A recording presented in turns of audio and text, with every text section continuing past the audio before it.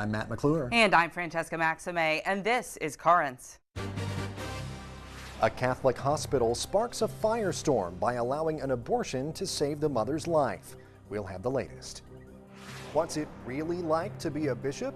We go into the deep with Bishop DiMarzio to find out. And the Brooklyn Diocese celebrates priests who've reached some big milestones. We want to really emphasize the commitment and the service that our priests have given to the Lord and to the Church of Brooklyn and Queens.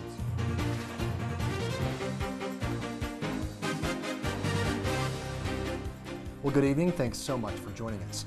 There's fallout in Phoenix this week over an abortion at a Catholic hospital. It took place late last year at St. Joseph's Hospital and Medical Center, reportedly to save the life of the mother. But after the hospital publicly acknowledged it last week, Phoenix Bishop Thomas Olmsted issued a strong condemnation.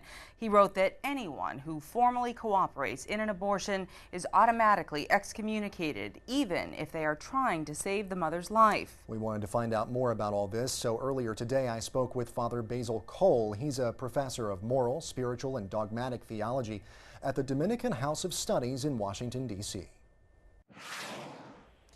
Father Cole, thank you so much for joining us here today on Currents. We really appreciate your time, sir. Sounds good. Well, in Arizona, of course, there's this big controversy about an abortion that was performed at a Catholic hospital.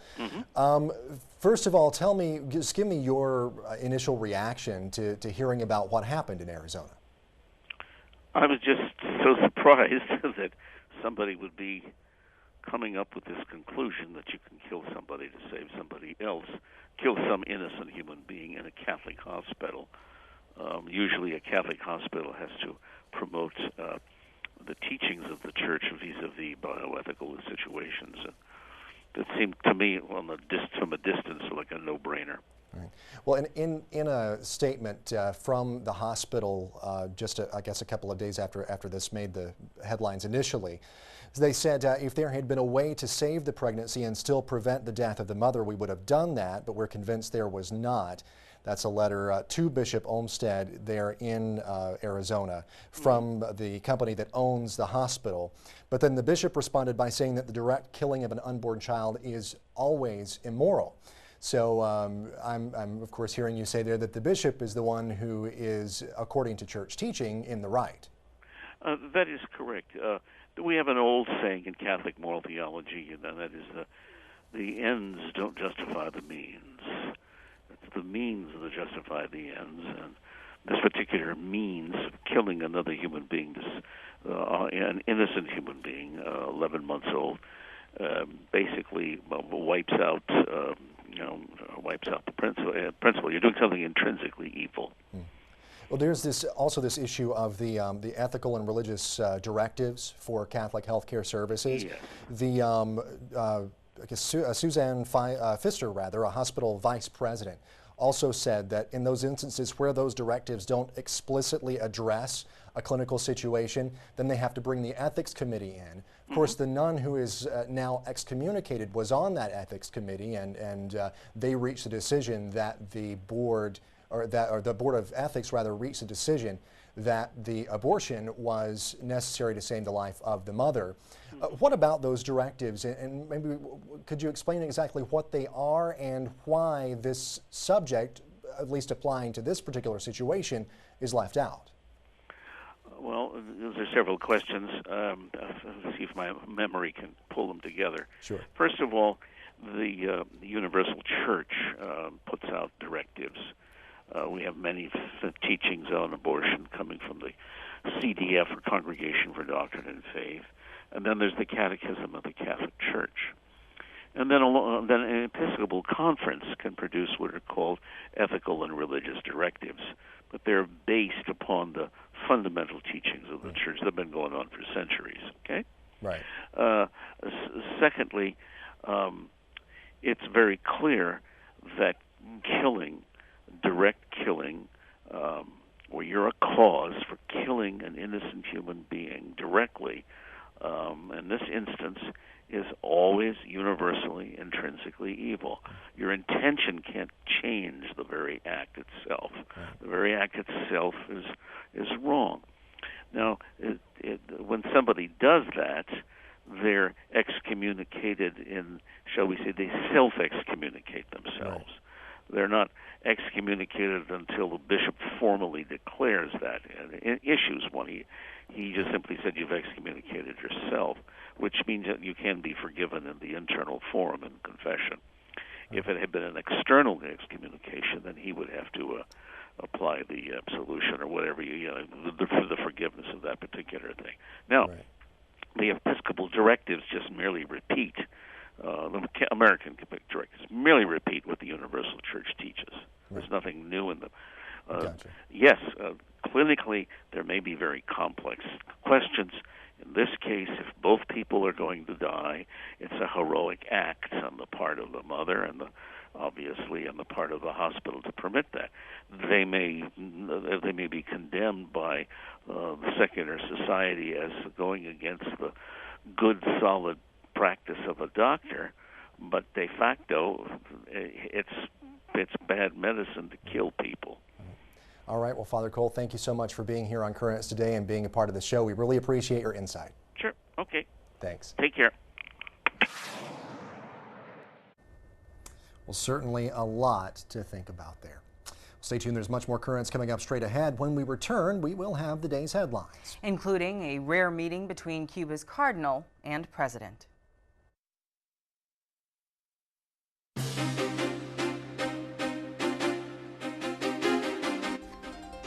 Welcome back to Currents. I'm Matt McClure. And I'm Francesca Maxime. Coming up just a bit later, the sisters and brothers, well, they've already had their fun. Now it's time for a Father's Jubilee. But first, let's check the day's headlines. A rare meeting happened yesterday in the island nation of Cuba, and it's one that could have historic significance. We get more now from CNN's David Ariosto in Havana.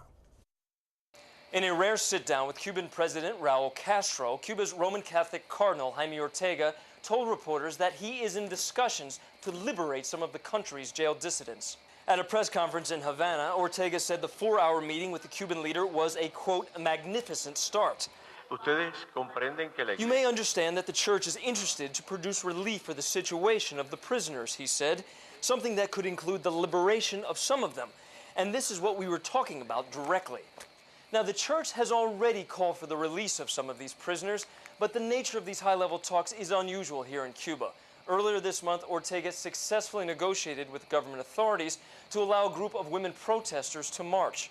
The protesters, who call themselves the Ladies in White, are the relatives and friends of dissidents imprisoned in a 2003 government crackdown. They typically march every Sunday and, until Ortega's negotiation, had drawn hundreds of pro-government demonstrators who would calmly surround their marches and drown out their chants with slogans like, "This street belongs to Fidel." The communist island's relations with the Catholic Church have been historically strained, though did soften in the 1990s when a reference to atheism was removed from its constitution and through a visit from Pope John Paul II in 1998. Now, Ortega was quick to point out to reporters that no deal had yet been struck with the Cuban government for the release of some of these prisoners. He said this was only the beginning. That's David Ariosto reporting. Well, back here in the U.S., evangelical Christians are switching gears in their effort to try to reduce the number of abortions.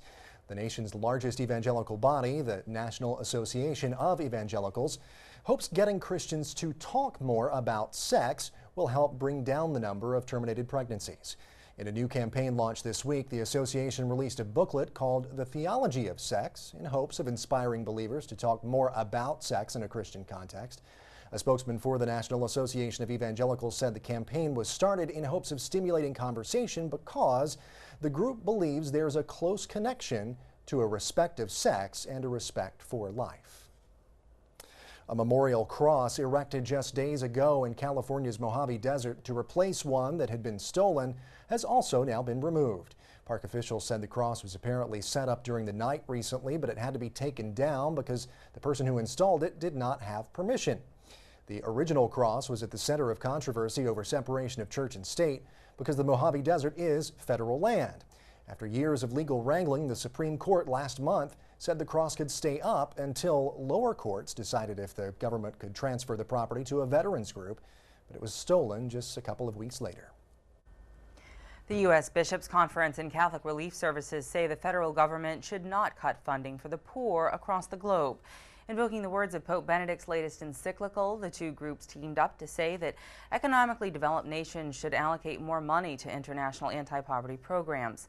In a statement released Thursday, the group said our nation should not balance its budget on the backs of people living in poverty around the world.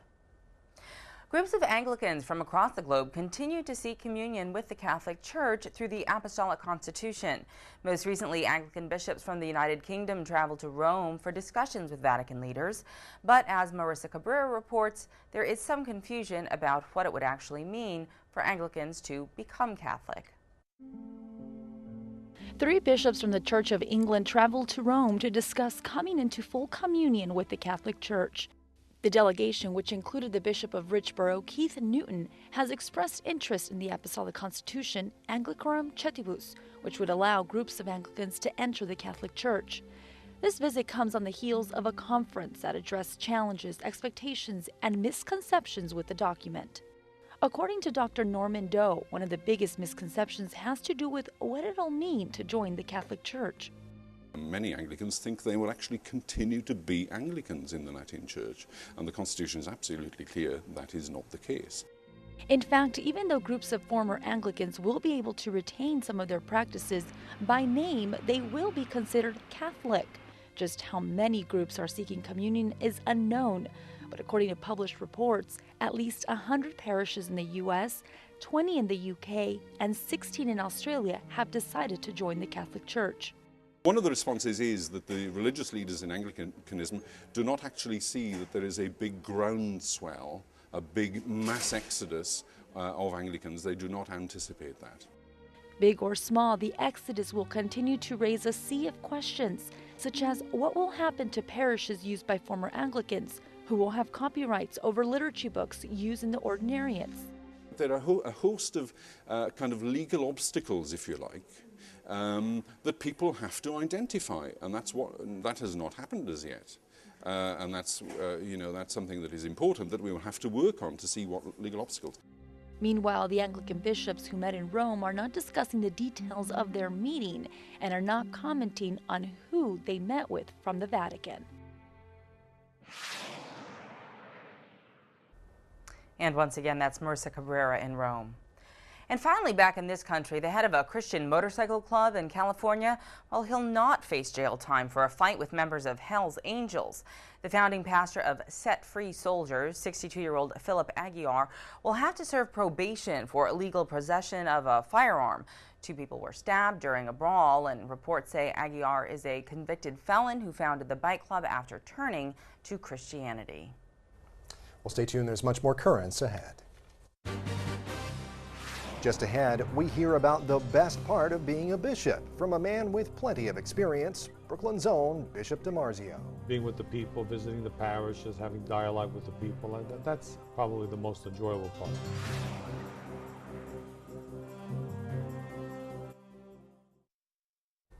Welcome back. Well, every week at this time, we usually chat with Bishop DiMarzio about some pressing issue in the news. But tonight, we turn the spotlight away from the concerns of the world to look at a subject he knows very, very well, himself.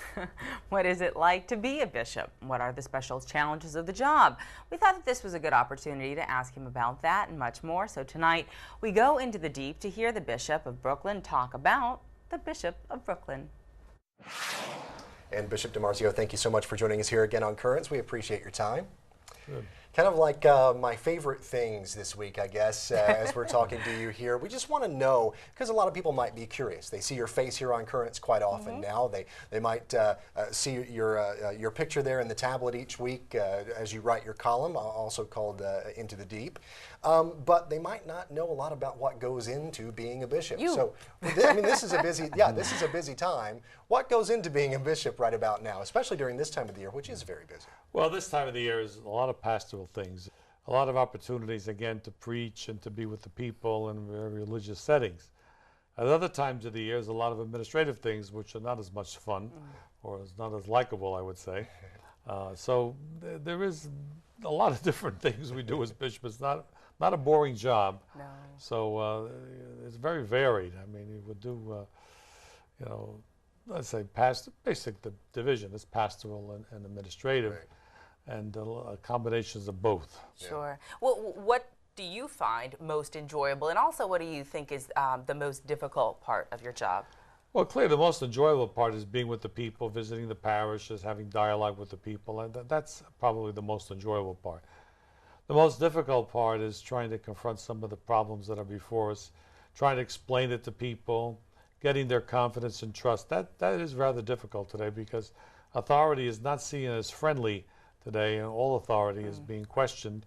And I think as church authority, we have many issues that have undermined our authority, and it's rather difficult to get people's confidence. And how do you get their confidence? And you do enjoy people and that reaching out and continuing. Well, that's why I think I try to be with people as much as possible. They have to get to know you. They have to hear you speak. They have to hear the truth in what you speak. And then I think people, will trust and will listen. But without human contact, it doesn't happen. Sure. Right.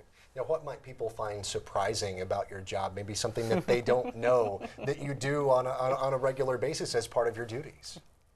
That's a good question. The $64,000 question. What don't they know? Well, I cook my own meals when I'm home, because we don't have a cook.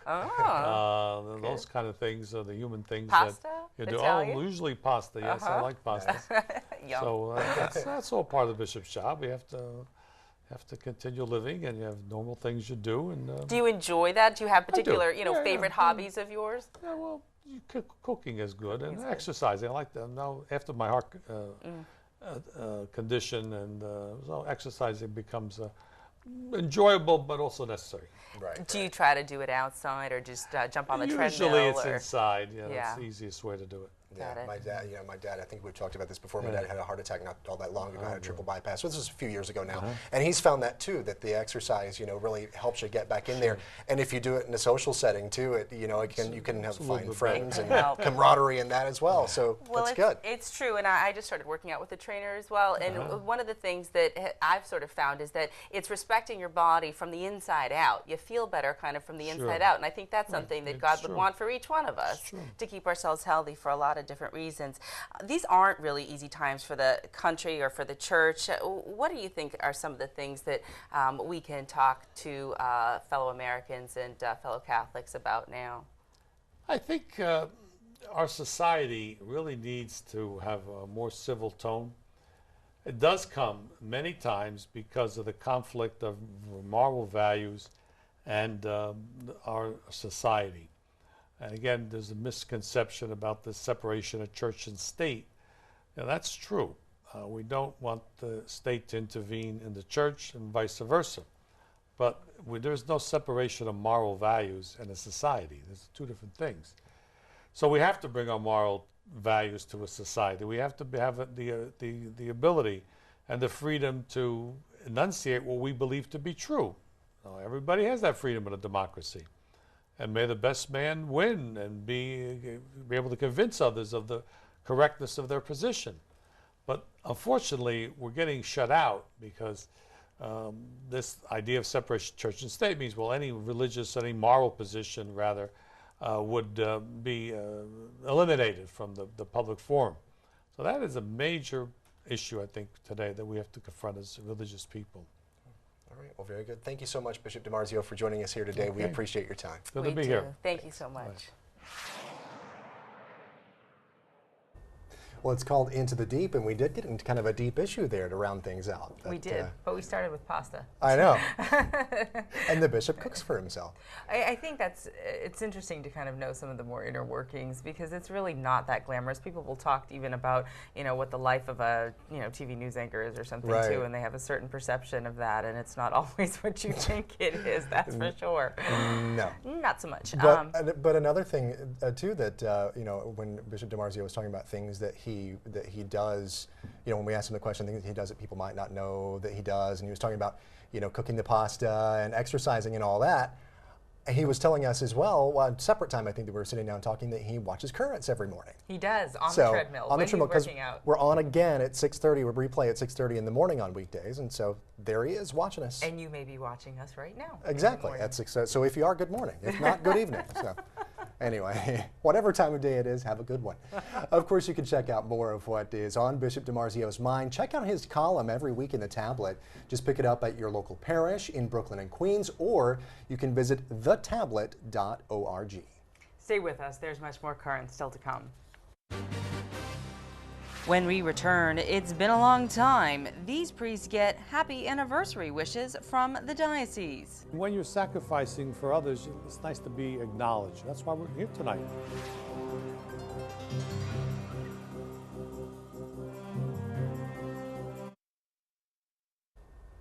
Finally tonight, we wrap up our series of Jubilee celebrations with one tied most fittingly to the Year for Priests. Monday night, dozens of men who have been priests for decades, some of them more than 50 years, they gathered at Douglaston to celebrate Mass, break bread, and mark an important milestone in their lives. We're here today to celebrate the Jubilees for the priests of the diocese and for our religious priests that are in the diocese. The Jubilee for a priest, either it's 50 years or 25 years, are special times when we want to really emphasize the commitment and the service that our priests have given to the Lord and to the Church of Brooklyn and Queens. Thank you for all you've done as priests. And I want to thank those who are with you, because this is your supporters in one way or another, family, friends, those who are giving you the support you need as priests. A priest is a servant of God. A priest is someone who commits his life to living the life that Jesus lived through ordination, which is a special sacrament, which endears him to God so that he is the representative of Jesus among us in the church. Ask and it shall be.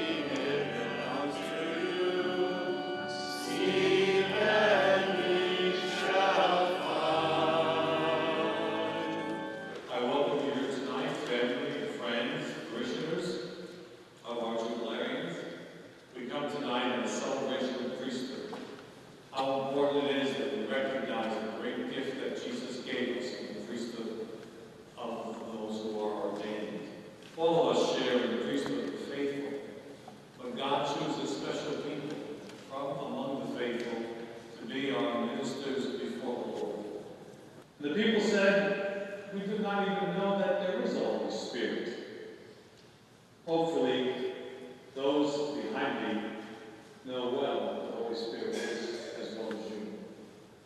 The Holy Spirit is that Spirit of Jesus who calls us and makes God present to us in this world, most especially through the sacraments of the Church. In the Eucharist tonight, we will experience the presence of Jesus through the Holy Spirit. And so, these men who are ordained, who today celebrate the special Jubilee, who are ordained through the power of the Holy Spirit and have exercised their ministry through the Holy Spirit. Priests need support. They need support of people, other priests, their bishop. Priests need encouragement, because the life they lead is not an easy one. It's a life that entails some sacrifice. And when you're sacrificing for others, it's nice to be acknowledged. That's why we're here tonight, to acknowledge what they've done, to thank them for what they've done. It's the kind of little boost everyone needs. And we do thank them. Absolutely, absolutely. And I was going to say, Bishop DiMarzio is a busy guy. There's another thing that he does. We were talking about all that he does as bishop. There's something else. This is true, but it's always nice that people can take time to say thank you, because, you know, they'll say it's a selfless act, or it's a selfless, you know, in a way it really is. And it's nice to just take pause for a minute to just recognize and to really extol all the virtues and all the work that's done. Right now, I'm sure that, you know, a lot of people say it's even more poignant, because it is the year for priests. And it is a year that the priesthood is taking kind of a big hit because of, you know, the clergy sex abuse crisis that's going on in a lot of different places around the world. But, you know, it's good to take time out to thank those priests who have really made such a difference in the lives of so many people, and for so long. I agree. Well, that is it for tonight. Remember, you can always watch us online at currentsny.net, and you can also always check out our Facebook page as well. Until next time, I'm Francesca Maxime. And I'm Matt McClure. Thank you so much for joining us. Have a great night and a great weekend.